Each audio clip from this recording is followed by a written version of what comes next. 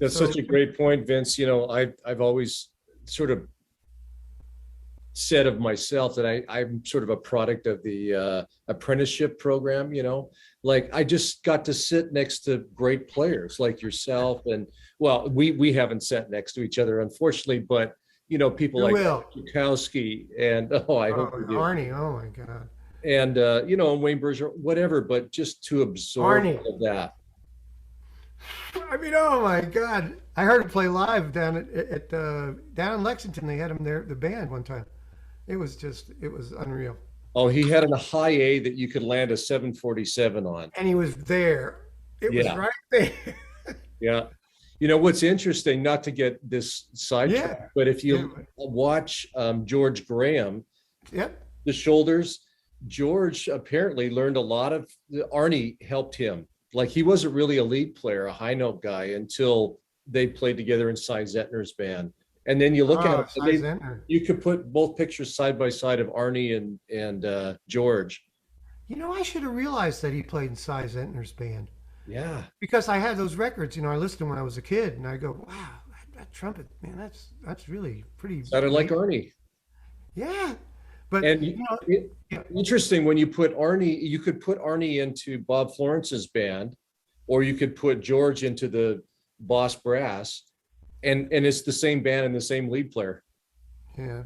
Well, you know, we like I say, I listened to Paul Cohen every night for a month and other times, and played with him, and that's still in my head. Poor Butterfly still flies around in my head all the time. He played that as a feature number, and it was just. And What's New? He played that. And, oh, it was so beautiful. Everything he played was beautiful. There was, Oh yeah, a you know, lot of heart. Ben's trumpet, you know, and he had a funny mouthpiece. It had little dots on it, like I can't remember what the name. It was some well known mouthpiece for a few years back in that era. You know, and you hear these people, Snooky Young. I mean, I've studied every record that he's probably ever played. When I met him, he said to me, he says, "You know more about my trumpet playing than I do." And you know, because I had every record that he was on, and Clark Terry was on, and Ernie Royal and Bernie Glow. I had all those records. What's his name? Uh, it was called AB Sky. This record.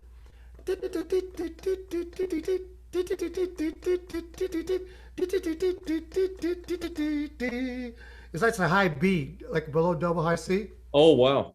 Was what's his name? Played Stan Kenton, the super Bud Brisboy. Oh, Brisbane. Oh yeah. Okay. Yeah, and you know he played, and I was going, oh my God, listen to this guy, and I have that duet record, you know, and all that. Yeah. I mean, my recordings. I mean, I have thousands of stuff. I mean, I just, you know, in my office, you can't see it right now, but my office. See, I think this is important. Is everybody needs a research center. You know, today we have it. We have a computer. Everybody is capable of listening much more, much quickly than I ever did. Because I would have to earn paper route music money so I could go buy a record. Get Yep. my latest Rafael Mendez record, the latest Miles Davis record, you know, Billy Butterfield, all these players that, you know, some people don't even know today. I saw Don Ellis picture on the internet, and I almost posted. I'll bet 95% of you don't know who Don Ellis is. You Probably know, true. no, it's true, because you know the history. And everybody always says study the history, and to be more specific, study your trumpet history. Your trumpet history tells you a lot. You know, it tells you a lot about other instruments. It tells you a lot about the total music and how the trumpet played into that music. And you know, and as a lead trumpet player, I stopped playing lead a while back because I really didn't like doing it because people didn't listen. I just got, you know, and when it was said soft, I play even softer, and they're still blasting away a lot of times, you know. And I wouldn't play any louder. I mean, I just wouldn't. I said, this is not what this piece says. You're not playing the piece. You're playing what you want to play, and that's not your job. Your job is to enhance this piece that this person has written for this group. And with my jazz band, even when I taught my jazz band, this is why the listening part never leaves you. You know, when I'd stop with jazz band, I'd say, trumpets, um, you know, can you sing the saxophone part at this point? Oh, are they playing there? You know, I'm saying, well, that's the point. Or I'd say, okay, lead trumpet, play your high C and hold it. Piano, play concert B flat. What do you think of that? Not too sharp, are you? You know, I said, who are you listening to? What are you listening to? You know, in an orchestra, that's why horn players, you know, you ever notice that horn players have such a great parameter about what they do? Because they play with the woodwinds all the time, they double the strings, they do all these other things that we don't do. String quartet players, man, those guys, they can play together all day. They fight all the time, but they play together because their whole way of playing is based on listening. It's not based on reading music.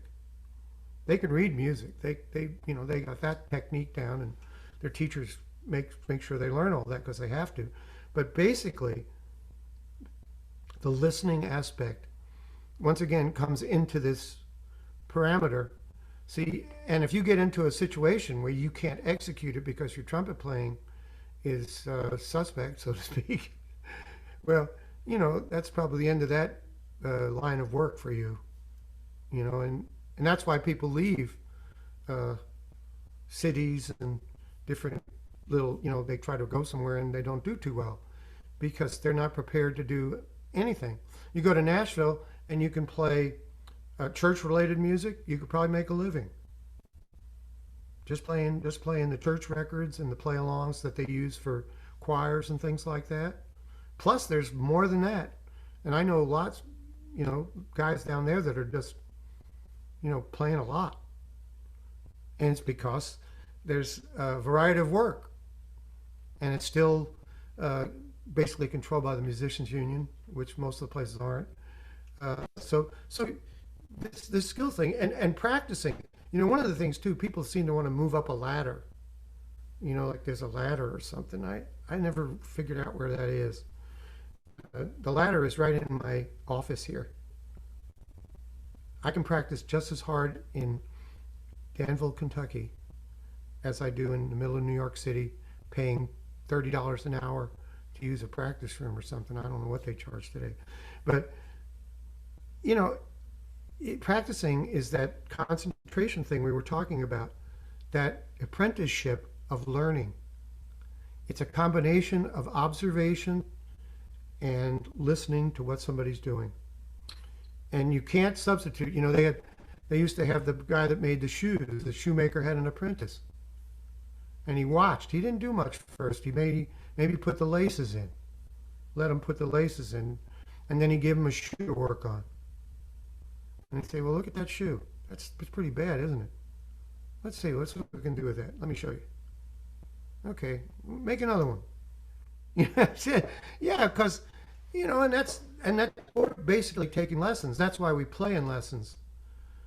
But one of the things, don't you think, and it sounds like you're alluding to this as well, is in today's society, we have less and less and less focus. Everybody's on a pad or on a phone or on a this or on a that. And, you know, Paul and I often, when we're talking or we're doing lessons or whatever, you know, we're telling them, focus in on one thing. You know, when you go to do something, focus in on one thing. This thought of that I can bounce around and focus on, I can multitask. You really can't multitask because your brain is focusing on a different area here, there, and it's bouncing all over like a ping pong machine. So to take one technique like you're doing this, just play that one note because this is what happens to me in a gig, and focus on that. The focus is what really puts you over the edge and makes everything, brings it all together and makes it work. Yeah, and all those things that are in the book that I think I'm going to get it published. People have been asking me to do it. I just give it to people, you know. But I think it is good. I think it's good because it never strays from the basic, all the exercises. If you don't play the correct way, you can't play the exercise. It won't work. You can't force it. See, like I have one exercise, it's a bending exercise, which I'll probably be really good at right now. No, it's good to practice for people. You're not practicing to play perfect, you're practicing to get better. You know? Exactly right. So what I do is I do this little arpeggio exercise. It's real simple. But like every hold note, I play a half step higher and lip it down.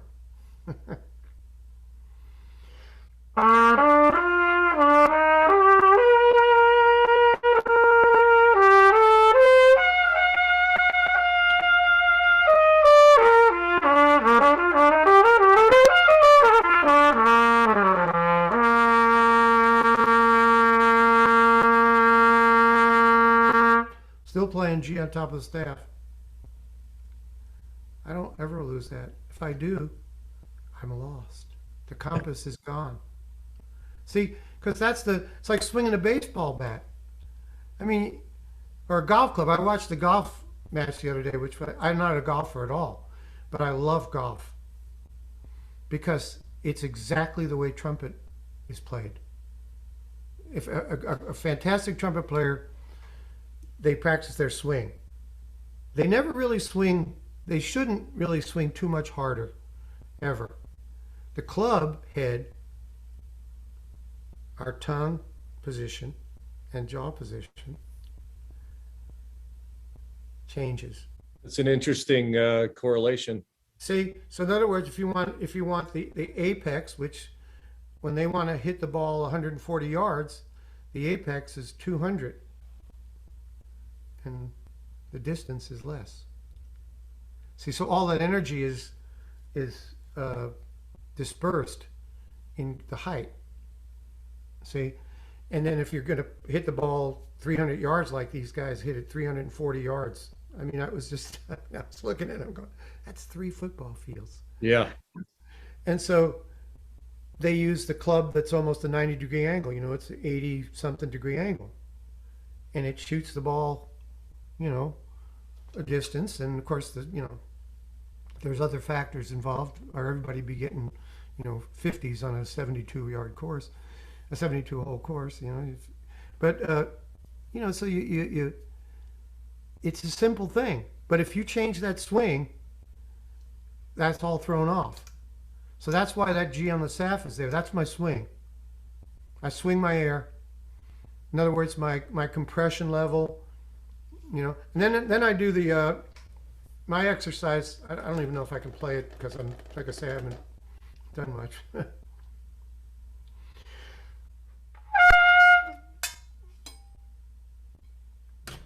One of my great mistakes always. The best mistake though is when you try to play an excerpt with the tuning slide out. Or you start a show with a practice mute in. Oh. Yeah, it's great. You go, da, da, da, da, da.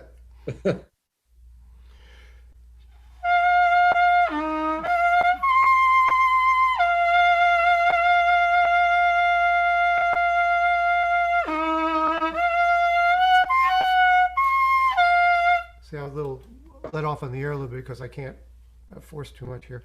Yeah, because you want that to continually to be increased so that's still in the same parameter. Now, if you can play those 3 notes, you can play almost 95% of what you're going to have to play in a day. It's F in the staff, G on top of the staff. And the reason I use F is because it connects to the G. Yeah. There's nothing below that. It's just... So I wanted something that has that core to it. So I make it like an F, and then a G, and then a high D. And then the next note's high G. And then the next note's double high C. Why, I don't know, because there's no real harmonic series. It just happens to turn out that way. But when I'm in really my best condition, I can get a pretty nice double high C on the lead pipe. And it gives me confidence and shows me the balance that I need to keep. So these things are working, right? And then I have a chance at getting there, you know what I mean? Yeah. And I have lots of, you just look at that stuff in there, there's just tons of stuff. And and there's revised stuff for every exercise in the book, and any exercise that's outside the Life with Trumpet book, there's an accompanying instruction sheet. It'll say like bending exercises. Then there's a PDF that says notes on bending exercises. So every one of the exercises, you have to kind of, they're not all in perfect order in there. They're just in the same folder. And so you look at them and then you read it, and it should make sense. You know what I mean? Because it tells you what you're trying to do. It doesn't give you the option of doing it wrong. It just says, this is the way you have to do this. And if you do, you'll experience what we're talking about. People often ask us about all these different exercises and what exercise should we do and how should, blah, blah, blah. Yeah. And they're looking for a magic exercise. And yes, an exercise can lead you to better things. To better things, but it's really not what you play, but how you play it, Yeah. And I always encourage people, and I know Paul and I, we've even talked in our own private group and in our course about, take things that are bugging you and turn those things into an exercise for yourself to repair your own, your own playing. Watch Gabriel, my son, on Fridays. On Fridays at about 3:00, usually he does this. What is it? Twitch? Is it Twitch? Oh yeah, Twitch. Yeah. Yeah, at 3:00. He's from East Carolina University. He teaches there. He's like, all he does is practice online for people. He practices and he picks out something. He says, well, this is something I haven't worked on yet, but I thought it would be a good subject for today's. And he goes and he practices and he shows how to, work on little chunks of things and how to do. I mean, he's way more organized than his dad is. He's really, and he's a fine player. That is, I sent you that recording of the Carmen Fantasy, right? Yeah. That's him playing the other part.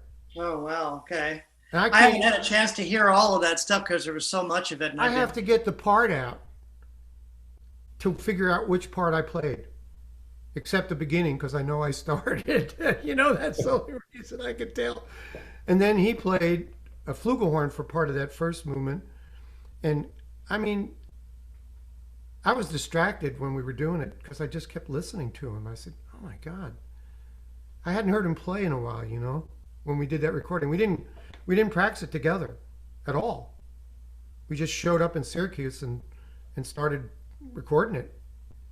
We played it at a live concert for some kind of an event. But once again, there was a sort of an apprenticeship there. Even though I never taught him a lesson, we never talked about trumpet ever. Wow. Really? Because, well, he was, I always tell him, I say, well, Gabriel, Dad, did you call that person and recommend me? Well, no, I said, they called me and I did recommend you. He says, well, you shouldn't do that. I said, well, what do I do for a living? I help people get jobs. I said, I don't help people get jobs who can't play. I said, you can play. So I said, you're being presidential against your dad. I said, I can't help it if I know people and I know who to call and who can use you. And he played a tour with Doc's band and I never did that. I couldn't do it. So I said, well, maybe Gabriel could do it. And Doc said, well, hell, that's a really good idea. Well, we'll break them in real good. He did too. First night he had to play a solo by himself out in front. Oh. Oh wow. I wasn't supposed to play a solo. I said, well, look where you are now. Look what you're doing. I said that was a catalytic moment. It pushed you to your limit, to what you could do, and that's fine because then you realize what you couldn't do, and there was nothing wrong with that. So, I think it's really an important thing. If you, the playing part of it for me is, like I say, fun.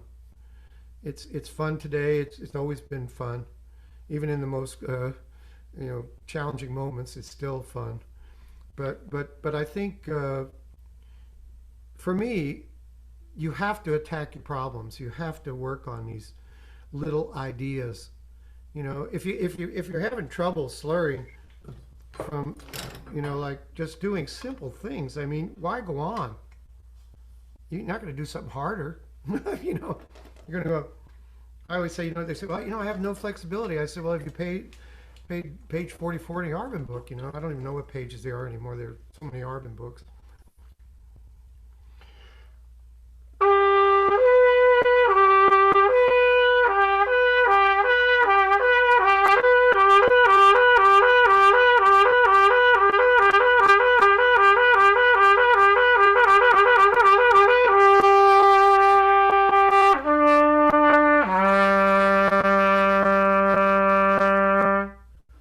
And I always tell students, if you can't play it from low C, you can't play it.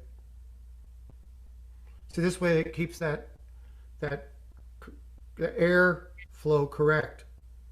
You know, and in the original warm up that's in there, my original warm up, it just is, it looks like any other warm up. I mean, it's no different, but the conceptual part of it is different. It's mechanical.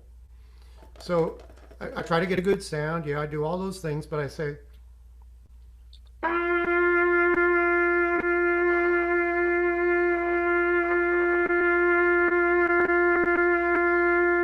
If I can't even conceptualize playing those other three G's, what's the use of playing that G like that?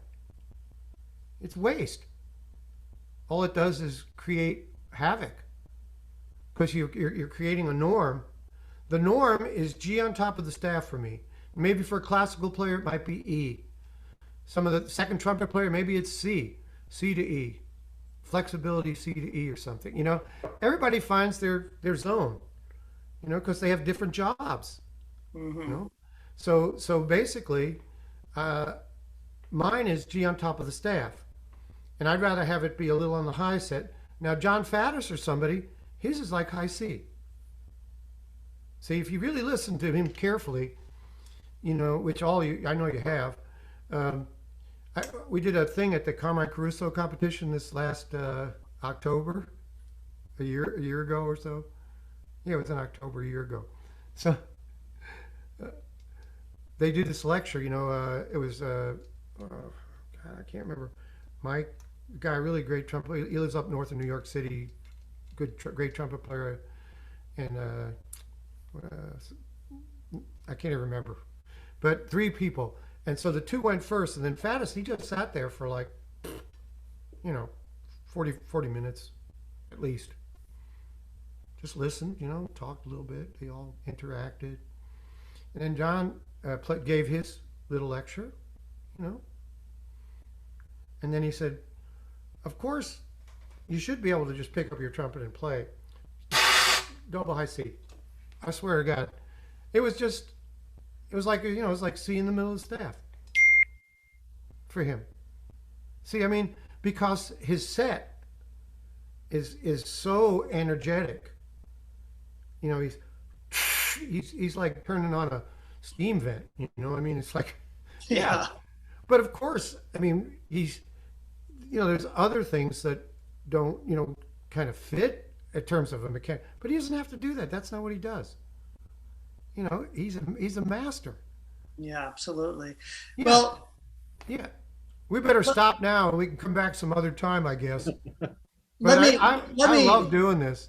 Oh, I'm loving. I can hear this all day. But let me ask you one final question, because I know we're all pressed for time here.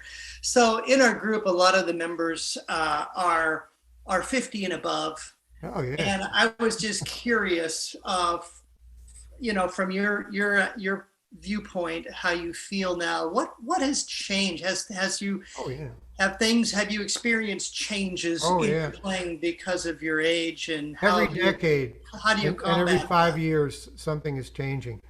It started around when I was about 55. You know, besides having a complete cave-in when I was a college student, you know, I just completely just wrecked my chops from playing. I could play all day. You know, and I did. Until finally one day I picked it up and nothing was happening, you know.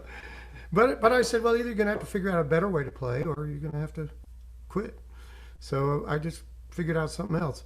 But yeah, so when I got to be about 55, I started to notice that I had less. I took longer for me to recover. I started to have. I couldn't play too much in one day. As much. I still could do like rehearsals with the pops and show that night and everything. But most of the time, I really wasn't playing alone or all the concert. I was doing, like special things. I was doing like Goldfinger and what was that one with the piccolo trumpet? It goes with the high A's like on the piccolo trumpet. You have to do it in one breath and it's 8 bars long. It has 2 or 3 high A's. I can't remember. But, I could do stuff like that. And I could play like, Peter Gunn and all the things that I, recorded with them. And that wasn't a problem. And then playing solos and little recitals, I could do that because I had control over the repertoire. I'd set up the recital. I used to do 15 trumpet and organ recitals a year at least. And they were like pictures at an exhibition and hard French piece and some other transcription and stuff. And I think my best recording I've ever made is the pictures at an exhibition because it was unique. It's still unique. It's published, but not many people play the whole thing. And I did it, I don't know, a lot of times in recitals. Usually it has to be the last piece. You can't do it at the beginning and then play easy stuff, So, but it was a challenge, and of course my whole life was set up like that to get myself to see, how, well, I learned that from Doc. The first time I ever met Doc, he wanted me to try out some horns that he was working on, which is always. And so I was playing and he kept just looking at me. And I got cold sweat. And I said, Doc, look, I can't play. What's the matter? You sound great. I said, well, I don't know. But, you're watching me. And I'm nervous. He says, well, yeah. He says, no, don't be nervous. He says, I don't understand it. He says, you just put the trumpet on your lips and everything comes out. And I went, what's he talking about? I mean, I was like, I didn't even know what he was saying almost. But he was saying, I worked so hard at this. And I said, that was the most humbling day of my life. Because I realized that I had never worked that hard. And that's when I really went on a mission. And then my best years were after that. Because of him. And I talked to him. I call him on his birthday, every birthday. And I saw that little bits about a concert that he just did. I'm going to call him. I'm waiting for him to get back to Tennessee and give him a short call. But that's again, it's apprenticeship, mentoring, learning, listening. And the things that have bothered me, I've approached it that way. I've taken it in bits.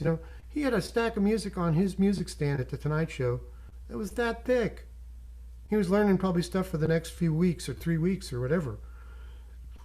I mean, just, I'm going, well, that's what I got to do. I have to work to the nth degree every day, whether it's 2 hours, 1 hour, 3 hours, whatever it takes, whatever I have time to do, that's what I'm going to do. And when I'm tired, I'm going to listen. And that's what all I've done. And now I've put all that energy. Anyway, let's talk about the problems things, because I could go on. But then when I get to be about 60 or so, I noticed that my air capacity was doing it. It used to be almost 5 liters. And now it's like 3.5. On a good day, I get to 3.6. So I've had to rework a lot of things that I play just so that I can still play them. Because I have to change the breathing, try to phrasing so that it sounds right and doesn't sound unmusical to breathe in those places, or so things like that. And also know yourself. That's really the key. The key to everything is, are you happy with what you're doing? You still want to be a lead trumpet player and you're 75 years old? No. I mean, I've heard all the 75-year-old lead trumpet players, and they're all not like they used to be physically. Musically, always better. But once again, there's a point where the machinery can't be replaced or modified because you've tried all those places, you know. It's like me getting my infusions; they're running out of places. Well, none of us are getting any younger, right? Yeah, but you know what? It's a great trip, It and is. that's one of the things that people have to realize. If you're trying to relive the same day you had, you're never going to be happy. Right. You're going to be a disgruntled musician, which there are a lot of. I played with Ralph Marteri when he was older. Oh my God, he was the meanest. He picked on me all night. I was playing third trumpet. I was just called into last minute as a sub up in Ohio somewhere. And I showed up and I just, got my stuff out, put my bow tie on, sat in the third trumpet chair. And so one of the things that happened was towards the end of the job, the lead player was getting really tired. And he asked me, he says, do you think you could play lead on a guitar? I said, oh yeah. I said, I could do my best. I said, I haven't done any all night, but I did. I played that. Ralph Marteri turned around and gave me the dirtiest look. I mean, I'm trying to help. I'm not doing anything, And then he came back and says, don't do that anymore. That guy's supposed to be doing that. Okay. And the guy said, thanks. Just people you could see was a person that was just not happy with where they were. They was probably about my age at the time, and it just, I learned a lot from those situations. I was a lot more, I was always excited about playing, and maybe sometimes it came off as aggressive probably, but I was just, excitement for me of playing is never diminished. Even I play solos. Now I'm really working on, more improvising, and actually, because people always say to me, "Oh, you're a good improviser." I said, "Really? No." I said, "I am an adequate improviser. I am a studio improviser." I said, "I can play a solo. You put it in front of me, I'll figure out something to do that's appropriate for the landscape." I said, I'm not a creative improviser. I said, because that would take a lot of practice. And I said, I don't practice it that much. I said, I practice everything. I practice trumpet, and I try to execute whatever I'm asked to do. Like in Florida, that's why I like Florida so much. The word got out that I was down there, and so I've been called for things. I said, look, don't call me for any steady work. I don't want to play anybody's job. I don't want you not hiring somebody. I said, but I'm a good sub. I said, I can sub. I can play whatever part you want me to play. If you want me to play in the orchestra, if you want me to play church gig, you want me to play a Baroque piece, you want me to do this. I said, I can do those things. Within the parameters that I have now, I can do those things. I said, but I don't want to take anybody's work, and I love subbing because it's a challenge. It's still a challenge. My reading has gone to hell. I still can read pretty well. But I used to just be able to read anything. Me and Vizzuti show up on a recording date and we just play it down. It was great. He can still do that. Vizzuti you can turn the music upside down and he can play it. He's probably turn his horn upside down as well. And he'd probably stand on his head and do it, But he just sent me another piece today. We're really. I wish I lived close to Al, because we're just, like the same in a lot of ways. He's quieter than I am, but he's got a big heart. And one day the piece shows up. He says, "Here's your piece, Vince." I said, "What is this?" "Like Father, Like Son." It's the piece he wrote for me and Gabriel. Oh wow! It's on the internet. You'll see it. It's live. There's 2 live performances on there, and it's, every time I play it, I think of Al and him and Gabriel. Al did a thing he did a thing way back when Leonard Feather gave him a crappy review on his little group that he had out there when he first went out to LA. And he wrote this big long poem and put it to music. It's the freaking greatest. I said, Al, you have to put this out. Nobody knows what it is. I said, it's a story. It's a kid's story. It's got to be like 15 minutes long. And he wrote all the music for it and he plays on it. Oh my God. You know, just, he's really something. People don't realize what's really in there. A lot of people, they just hear him playing all over the trumpet and they say, well, yeah, that's all right. Yeah. But try it. You know, try to do any of what he's doing. But anyway, so the challenge for older people is to stay engaged. To stay engaged with music and the trumpet. But the perspective might have to change some. You know, I'm going to be a jazz player. I'm going to be a soloist in volunteer in churches. You know, I play in a senior citizens band for the senior citizens down in Sarasota. And I with a friend of mine that I've known for 40 years that lives a mile and a half from me, and I didn't know it until I moved there. Wow. Joe Pera is his name. Joe, no, not Joe Pera. Joe Miller. Joe Pera is in Rochester. So he picks me up at 12:30. We drive down to the Senior Citizen Center, and there's this average little nice Dixieland group, and they got all these arrangements they play, you know, and I just kind of fit in. And the people love it, you know. There's a lady, I got a tap dancing. She's 99. She comes every time, and she tap dances, and we play, you know, like Tea for Two or some tune for her. She's unbelievable. Wow. And I love doing that. I mean, that's, to me, that's real service. That's really being an asset. So that's another part of the senior citizen, you know, is to be an asset to your community, to try to find a way to integrate yourself into what people need, whether it's a young person that wants to take a lesson who's serious, and a community band that needs somebody to be assistant first trumpet. That's what I'm doing in the community band down there. Joe Miller conducts it, and I played in his band in Saratoga Springs, New York, when I taught at Skidmore. Because I said to my friend, I said, is there any place I said, this band is playing on Sunday. Do you think I could sit in? He said, oh yeah, man, Joe Miller would love it. So I would go sit in and I'd play a solo with him every summer. You know, and we didn't rehearse a solo either. We just do it before the concert because we didn't have a rehearsal. So I tell him, yeah, slow down here and do this, and just you conduct me in. Don't worry about it. Just conduct. I'll come in. And so, you know, and now I'm playing with his little wind ensemble, and it's really good. And I'm assistant. That's all I do.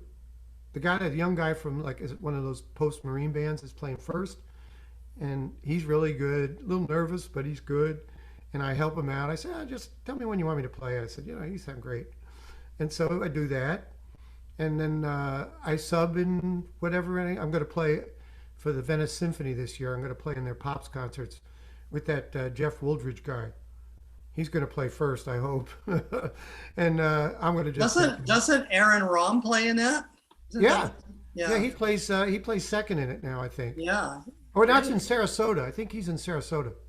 But he was playing in there. But they had kind of switches around, and he played in Tampa because that guy got fired because of the stuff that he said on the internet. And it's a big long. Yeah. I know all those guys, and I go down to Naples and play church jobs there because they pay good. Oh, they're unbelievable. They have so much money in Naples, they don't even know what to do with it. Well, it's the highest population of former CEOs in the nation, I think. I played 2 fanfares. It was $300. Great. I was there for like 20 minutes, and then I played a church gig. It was $700. Wow, I said, that's not bad. I never, I don't even ask. It's like a surprise for me because I like to do stuff, So if they tell me what yeah, it's a way to stay relevant, as a musician and be in community. I mean, I think one thing that happens to older musicians, and maybe particularly in our culture here in America, is that sometimes You know, it's like it seems like they wait for somebody to drop off, and then everybody's going to take over, and that person's gone. And Yeah, when like you're Malcolm that McNabb. person, There's a perfect example. Malcolm McNabb. He's really not getting to do anything, you know, and they sort of just kind of moved him over, and he's trying to do things. But I mean, see, if you become an integral part of your community, your real community, you're an expert at something that nobody else is an expert at. You know, I believe that they should connect uh, kids after school programs with senior citizen centers. Absolutely. See, and then there's people like a CEO to some, you know, corporation, and maybe his real skill is carving wood, you know, or playing the trumpet, or sewing, or who knows what. And you get these kids there after school, and all of a sudden they have a mentor. There's a group of people that want to learn how to play basketball, and there's a guy that played on the UK basketball team that's retired and is in that after school place. See, I mean, that's real. exactly. Sitting in, you know, like my friends all went to New York and played, and they always were saying, "Man, you should be in New York, man. You could do this." I said, "Man, I don't want to sit in a room like we're doing right now, playing at a microphone, and then move into another room 2 or 3 hours later and doing the same thing with different notes, and I'm a trumpet. That's all I am, is the trumpet. You know, it's you know, even you play a show, these guys are dialing you up and down, and man, my sound sounds like a piece of shit, man. What's going on?" Well, it didn't sound bright enough. To who? You? I mean, you know, Exactly. you know, I, so you know that there's such great things about interacting with people, and I think, you know, that's why people move to retirement communities and things, is they make some friends and things. But we can, as musicians, make friends among, and a lot of it's volunteering. Most of the people that retire usually are stable enough that they can do some things for free, you know, with for community effort and raise money. I do a lot of that, and and it makes you feel good. It makes you feel as good as anything, you know. So I think most people just haven't had that kind of an experience. You know, they haven't really done things like that. Or they haven't been open to accepting it. Accepting it, right? You know, and I don't, and I tell you know, when people, like when I volunteer, I say, "Now look, I'm volunteering, but these other people are not volunteering." I said, "These people are younger, they're still working. I'm not working. I don't mind." I said, "You couldn't pay for me to do this. I'm doing this because it's good to do. You can invest $150 and pay these guys $50 each for playing an hour." I said, and that's good, because I never ask anybody to play. My big band, I always laugh with Miles, you know, the guy that does the band with me. I say, "Hey, Miles, guess what? The big band only cost me like $3,000 this year." And he does, man. That guy works his ass off.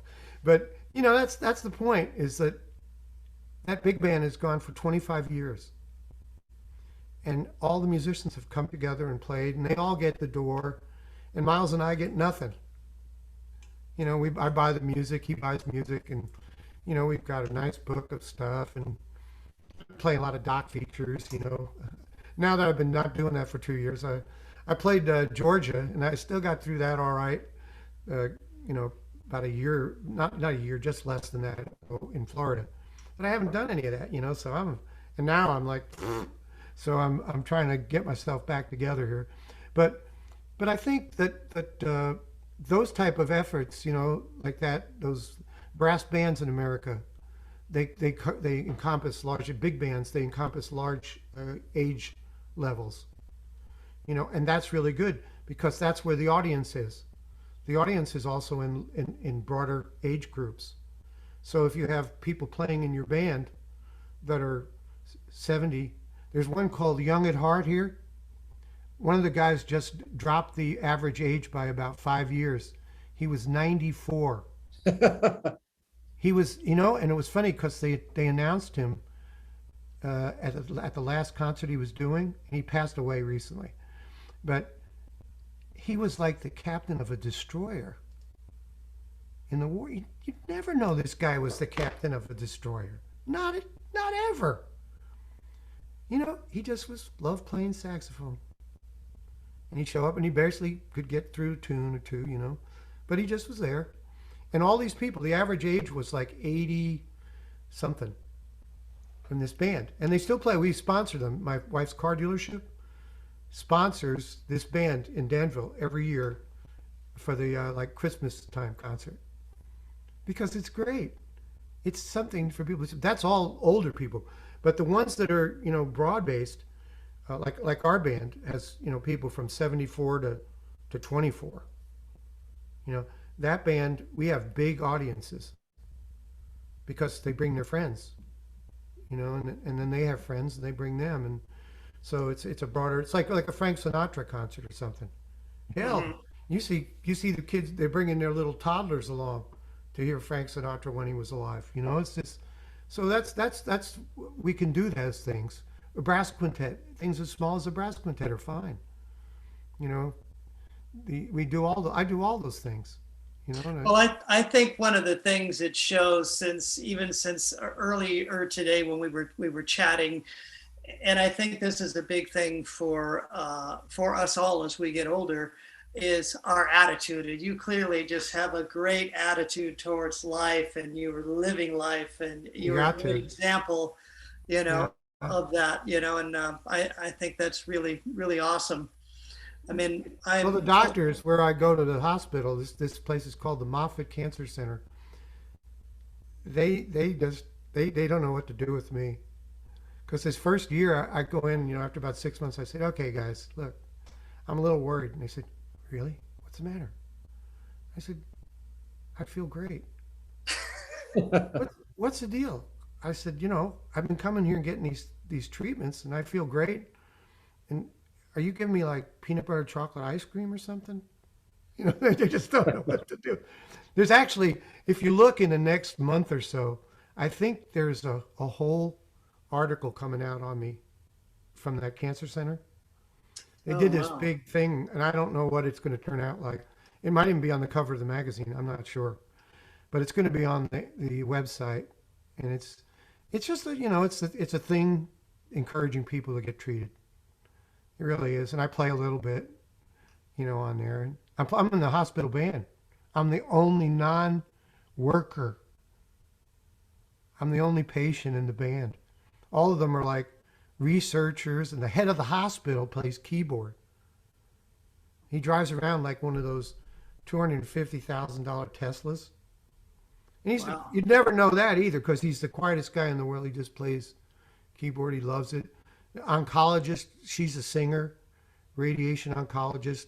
The bass player looks like he plays in the Grateful Dead, right? He's got hair, you know, and he's bass, and he dresses like in a Hawaiian shirt with cut off pants, and he looks like hell, you know, all the time. And I said, what do you do, Jeff? He goes, oh, I'm the crash guy. I said, what's a crash guy? He goes, well, if you code out, that's when I show up. I said, well, I hope I never meet you professionally. This guy, he's like a specialist in reviving people. I mean, yeah, they treat 1,000 people a day at this complex. It's a giant complex. It's about 4 or 5 buildings around the University of South Florida, sorry. And the Moffitt Cancer Center, I don't even know how many floors, and they just built a new one that's just as many floors. And they treat about 1,000 people a day. And when you go in that hospital, you feel like you're the only patient there. Wow. It's just not, it's not like anything I've ever experienced. I love going there. You know, I get disappointed sometime when I can't get treated, you know, or something, but not in a bad way. I just say, oh, hell, we're going to at least have a floor party, aren't we? The nurses' floor, they're great. I brought them meatballs, man. I made a thing of meatballs, a pot like this tall of meatballs. And I brought sandwich bread. I said, well, this is something you can make easy. I said, you can warm it up and make it. I said, otherwise it's going to be a big mess back here and I'll get in trouble. So they ate them, and they said, "Oh man, that was great." Because I bring it in the morning. See, because what's that? Something beeped. Oh, I don't know. Probably my camera going off or something. but I'm learning a lot about this. This cancer treatment is the cancer is pretty rare. Only like 3 people in a million get it. So that's why I'm going to this particular place, because it's the best place in the world. They have more specialists there than any place in the whole planet. Well, it sounds like you're in great hands. I am. And I get the best fish in the world. And I go to Florida for the winter. What's not to love about that? Well, we should probably wrap it up. We've been going for you guys are great, man. This is great. I'm loving this. More hours and have even more fun. Anytime, just come up with a specific set of questions, and we'll do like a what do you call it, a reel off. Stuff where you have you have a timer, just like password or something. Password, man. I love that. I love that game. We'll do it. Yeah, something like that. We'll definitely bring you back here to keep it rolling, and let us know how you're doing. Send us an update here, and we'll stay in touch for sure. Yeah, I will. And it's so good to see y'all. It's been an absolute pleasure. Trip. Now, how many more weeks you got? Well, I'm on this tour for years to come. Who knows? But that's good. Oh, in a way, that's good. Yeah, I'll be laid off for a couple of weeks over the winter time, but I'll be home in the Seattle area as well. So, man, that's great. Louisville or Lexington, but I hope we do, and we will. Probably Louisville. Probably Louisville, and then Tim and I'll come in for a visit. Yeah, well, I'll come find you. I want to see the show, hear it. All right, that sounds great. Yeah, we'll meet at Pickett's again. All right, it sounds good. Yeah, we met there that one time for a minute. Yeah, we did. Yeah. Yeah, and I had to leave or something. I don't know where to go. Well, look forward to the next time. Yeah. I'll talk to you sometime about when I get to a certain point here to get myself back on a track, objective track. All right. Let's do it. Thank you so much for being here with us, Vince. It's been an absolute joy. And look forward to the next one. This brought me up this afternoon. I'm good. All right. And us too. Thanks very much. Us too. I'm ready to go practice. All right. Well, I'm ready to. All right. Thanks, guys. Thanks again. Thank you so much. Appreciate it.